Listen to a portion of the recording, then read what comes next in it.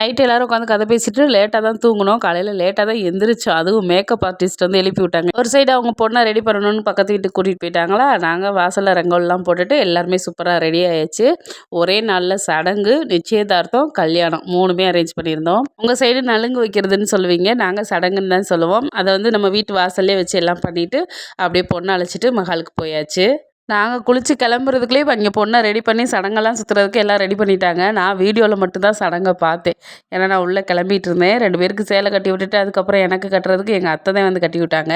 நாங்களாம் ரெடியாகி போகிறதுக்குள்ளே பொண்ணை அழைச்சிட்டு மகாலுக்கே போயிட்டாங்களா, சரி மாப்பிள்ளையாவது அழைச்சிட்டு போவோமேன்னு கூட போயிட்டு இருந்தேன். அங்கே போனதுமே ஒவ்வொரு முறையும் செய்யும் போது இப்படியெல்லாம் பண்ணுவாங்களா அப்படின்ற மாதிரி தான் இருந்துச்சு. ஏன்னா மற்ற நம்ம ரிலேட்டிவ் கல்யாணத்துக்குலாம் போனோம்னா ஒன்று தாலி கட்டுறதுக்கு முன்னாடி போய் நிற்போம், இல்லைன்னா தாலி கட்டி முடிச்சதுக்கப்புறம் போய் சாப்பிட்டுட்டு மட்டும் வர்றது.